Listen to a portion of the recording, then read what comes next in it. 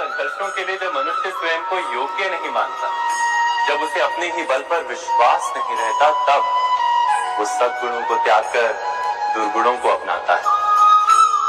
वस्तुतः मनुष्य के जीवन में दुर्जनता जन्म ही तब लेती है जब उसके अंतर में आत्मविश्वास नहीं होता।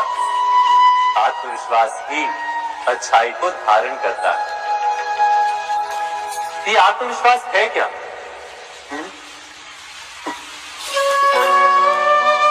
जब मनुष्य ये मानता है कि जीवन का संघर्ष उसे दुर्बल बनाता है, तो उसे अपने ऊपर विश्वास नहीं रहता। वो संघर्ष के पार जाने के बदले संघर्ष से छूटने के उपाय ढूंढने लगता है। किंतु जब वो ये समझता है कि ये संघर्ष उसे अधिक शक्तिशाली बना दे, ठीक जैसे व्यायाम करने से देह की शक्ति बढ़ती, तो प्रत्येक संघर्ष के साथ उसका उत्साह बढ़ता है। अर्थात आत्मविश्वास और कुछ भी नहीं, मन की स्थिति जीवन को देखने का दृष्टिकोण मात्र है, और जीवन का दृष्टिकोण तो मनुष्य के अपने वश में होता है। स्वयं विचार कीजिए।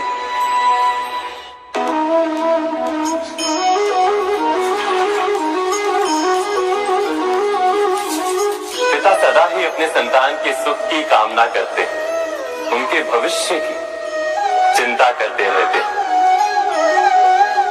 इसी कारणवश सदा ही अपने संतानों के भविष्य का मार्ग स्वयं निश्चित करने का प्रयत्न करते रहते हैं। जिस मार्ग पर पिता स्वयं चला है, जिस मार्ग के कंकर पत्थर को स्वयं देखा है, मार्ग की छाया, मार्ग की धूप को स्वयं जाना है, उसी मार्ग पर उसका पुत्र भी चले, यही इच्छा रहती है हर पिता की। निसंदेह उत्तम भावना है ये।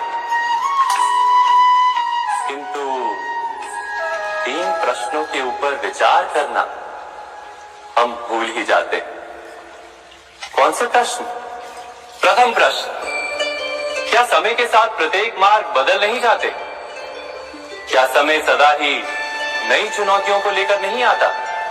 तो फिर बीते हुए समय के अनुभव नई पीढ़ी को किस प्रकार लाभ दे सकते हैं? दूसरा प्रश्न, क्या प्रत्येक संतान अपने माता पिता की छवि होता है?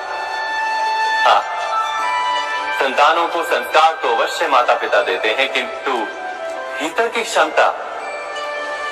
क्षमता तो ईश्वर देते हैं। तो जिस मार्ग पर पिता को सफलता मिली है, विश्वास है कि उसी मार्ग पर उसकी संतानों को भी सफलता और सुख प्राप्त होगा। तीसरा प्रश्न, क्या जीवन के संघर्ष और चुनौतियां लाभकारी नहीं होती? क्या प्रत्येक नया प्रश्न एक नए उत्तर का द्वार नहीं खोलता? तो फिर संतानों को नए नए प्रश्नों, संघर्षों और चुनौतियों से दूर रखना, ये उनके लिए लाभ करना कहलाएगा या हानि पहुंचाना? अर्थात जिस प्रकार संतान के भविष्य का निर्माण करने के बदले उसके चरित्र का निर्माण करना श्रेष्ठ है, वैसे संतानों के जीवन का मार्ग निश्चित करने के बदले उन्हें नए संघर्षों के साथ जूझने के लिए मनोबल व ज्ञान देना अधिक लाभदायक नहीं होगा? स्वयं विचार कीजिए। मनुष्य की सबसे बड़ी दुर्बलता क्या होती है? सोचिए। धन, प्रेम, अहंकार। मनुष्य की सबसे बड़ी दुर्बलता होती है उसके रहस्य।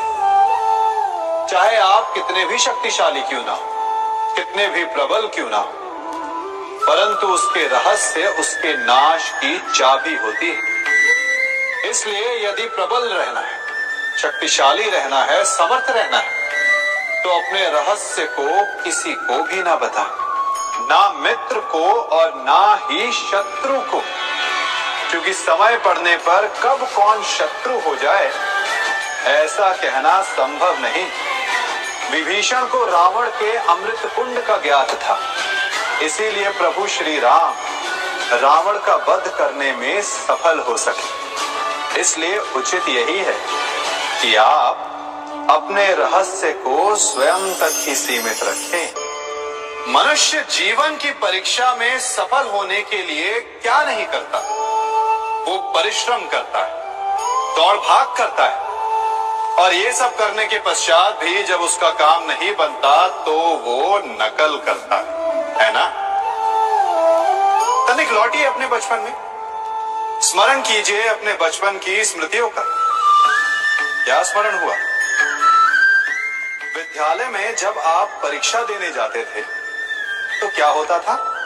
आप ना सही, परंतु कोई ना कोई सफलता पाने के लिए नकल करता ही था और उत्तीर्ण भी हो जाता था, है ना?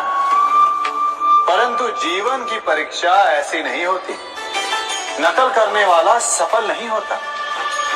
कारण विद्यालय में सबके प्रश्न पत्र एक होते थे, परंतु जीवन के प्रश्न पत्र और उनकी कठिनाई सबके लिए भिन्न होती, तो निश्चित रूप से उनके उत्तर भी भिन्न होंगे ना। इसलिए यदि आपको जीवन में सफलता पानी है तो नकल ना कीजिए, स्वयं के प्रश्नों का उत्तर स्वयं ढूंढिए और सफलता आपकी ही होगी। मनुष्य का जीवन हार और जीत, विजय और पराजय, सफलता और असफलता के मध्य झूलता रहता है। आपके साथ भी ऐसा होता होगा, है ना? जब आप सफल होते हैं, किसी चुनौती पर विजय पाते हैं, तो मन प्रसन्नता से आनंद के उपवन में झूमने लगता है, और जब आप असफल होते हैं तब मन दुख और पीड़ा के सागर में डूबने लगता है। परंतु वास्तव में सफलता और असफलता है क्या? तनिक ध्यान से सोचिए। ये केवल हमारी मनोस्थिति मात्र है। हमारी पराजय तब नहीं होती जब हमारा शत्रु विजय प्राप्त करे। हमारी पराजय तब होती है जब हम पराजय स्वीकार करें। हम असफल तब नहीं होते जब हम लक्ष्य ना पा सके। हम असफल तब होते हैं जब हम प्रयास करना बंद कर दें। इसलिए प्रयास करते रहें और हार ना माने, क्योंकि जिस दिन आप हार स्वीकारना बंद कर देंगे, जीत आपके चरणों में होगी। सबने बरगद के वृक्ष को तो देखा ही होगा। क्या आपको ज्ञात है, बरगद के वृक्ष के बीज का आकार राई से भी छोटा होता है, परंतु बरगद का वृक्ष संसार के महाकाय वृक्षों में जाना जाता है। जब उसका जन्म होता है तब उसमें वो जटाएं, वो शाखाएं नहीं होती, परंतु जैसे जैसे उसका विस्तार होता है, जैसे जैसे वो अधिक शाखाओं का भार उठाता है, अधिक पत्तियों का सृजन करता है, वैसे वैसे उसकी शाखाएं जटाएं बनकर जड़ तक पहुंचती है और इस वृक्ष को सहारा देती है। ये जीवन का बहुत महत्वपूर्ण पथ है। बिना लोभ लालच शुभ कार्य कर अन्य लोगों की सहायता करें।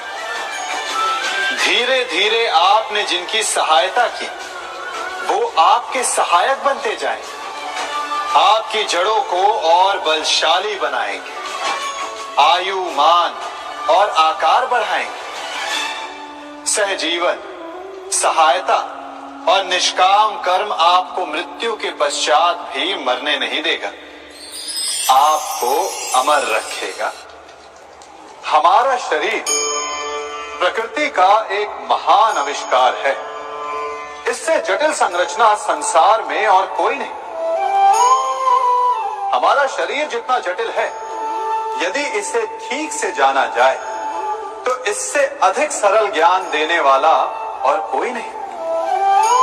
हमारे शरीर में पंच इंद्रियां होती हैं जो हमें भाव, गुण और वस्तुओं का बोध कराती हैं।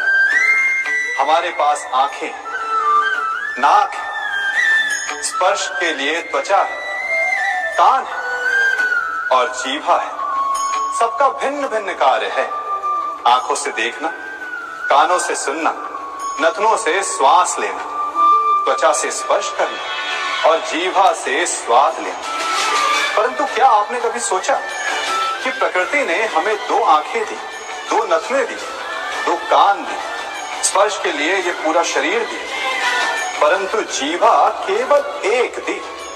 ऐसा क्यों?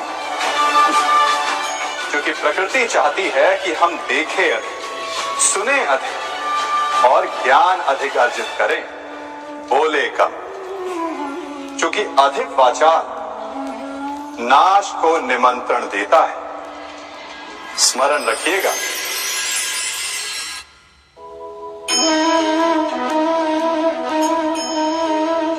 ये सदा यही कहते आए कि यदि आगे बढ़ना है तो अपनों का साथ दो। सत्य कहते हैं अपनों का साथ देना ही चाहिए, परंतु साथ देने से पूर्व ये अवश्य पहचान लेना चाहिए कि अपने हैं कौन। क्या अपने वही होते हैं जिनके साथ हमारा रक्त संबंध होता है, या अपने मित्र?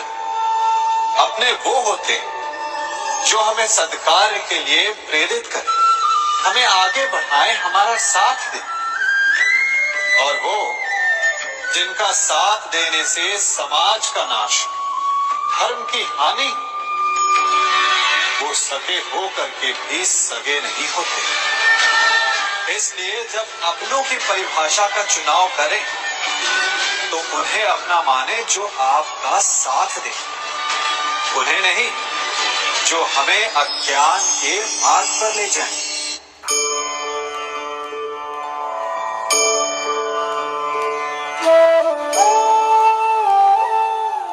आप जिनसे प्रेम करते हैं सदा उनके समीप रहना चाहते हैं, नहीं चाहते कि कभी अपनों से दूर होना पड़े, बिछड़ना पड़े। परंतु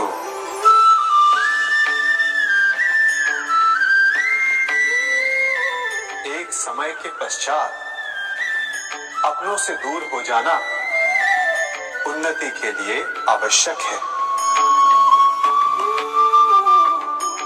आप माता पिता हैं। यदि आप अपनी संतान के जीवन के हर पग पर उनका मार्गदर्शन करते रहेंगे तो आपकी संतान स्वयं मार्ग चुनना कैसे सीखेगी? मार्ग के कांटों से स्वयं को बचाना कैसे सीखेगी? इसीलिए एक समय के पश्चात अपनों से बनाई गई दूरी सदा लाभदायक रहती है। आज मैं आप सबको एक कथा सुनाता हूं। एक दिन प्रातः एक व्यापारी अपने घर से निकला। घर से निकलते ही एक बिल्ली ने उस व्यापारी का मार्ग काट दिया। व्यापारी घबरा गया, वो फिर से घर लौट गया और शुभ घड़ी की प्रतीक्षा करने लगा। और जब वो पुनः अपने घर से निकला तब वो वाहन जा चुका था जिससे राजा तक पहुंचकर उसे भेंट देनी थी। राजा को भेंट नहीं मिली। राजा क्रोधित हो गए। राजा ने उस व्यापारी का व्यापार बंद करवा दिया। इस कारण व्यापारी क्रोधित होकर घर पर अपनी पत्नी से लड़ बैठा। पत्नी अपने बच्चों समेत मैके वापस चली गई और उस व्यापारी के जीवन में यदि कुछ रह गया था तो केवल अंधकार। और इन सब का कारण वो उस बिल्ली को मानता रहा जिसने उसका मार्ग काटा था। ऐसा ही एक दूसरा व्यापारी राजा को भेंट देने निकला और उस व्यापारी का मार्ग भी एक बिल्ली ने काट दिया। वो व्यापारी तनिक घबराया, परंतु उसने आगे बढ़ना अधिक उचित समझा। राजा तक वो समय पर पहुंचा। उसने राजा को भेंट दी। राजा प्रसन्न हुए और राजा ने व्यापारी को अपना व्यापार बढ़ाने की अनुमति दी, स्वर्ण आभूषण दी। जब व्यापारी घर पर पहुंचा तो पत्नी को आभूषण और अपने बच्चों को देने के लिए वस्त्र थे उसके पास। हर ओर प्रसन्नता थी। समझ रहे हैं ना?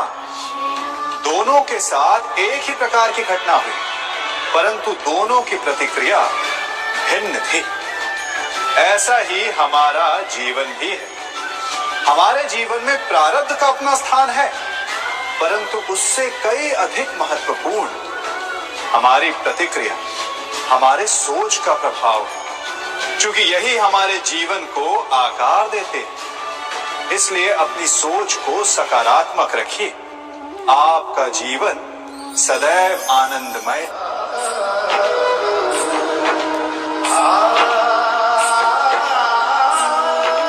हम सभी अपने जीवन में कोई ना कोई कार्य करते हैं। कार्य करते हैं तो थकान की अनुभूति होती है, और यदि थकान ना उतरे तो कार्य करने का मन नहीं करता। हम आशा करते हैं कि कदाचित एक दिन में 24 के स्थान पर 26 घंटे होते तो आराम करने के लिए हमें और अधिक समय मिल जाता। हमें ऐसा अनुभव होता है कि हम बहुत अधिक कार्य कर रहे हैं, है ना? परंतु क्या आपने कभी सोचा कि जो लोग संसार में सफल हैं, उनके पास भी सफल होने के लिए दिन में केवल 24 घंटे थे, तो फिर वो सफल क्यों? इसका एक छोटा सा रहस्य है। वो कार्य चुनते हैं जो उन्हें प्रिय, जिसे करने में उन्हें आनंद आता है। उन्हें लगता ही नहीं कि वो कार्य कर रहे हैं, उन्हें लगता है कि वो प्रतिपल आनंद मना रहे हैं। और जब आप आनंद मनाते हैं तो थकान कैसी? इसलिए यदि आप जीवन में कोई भी कार्य करें तो वो आपके मन को भाना चाहिए, या जो कार्य आप कर रहे हैं उसे अपने मन को भा देने दो। सफलता आपको मिलेगी।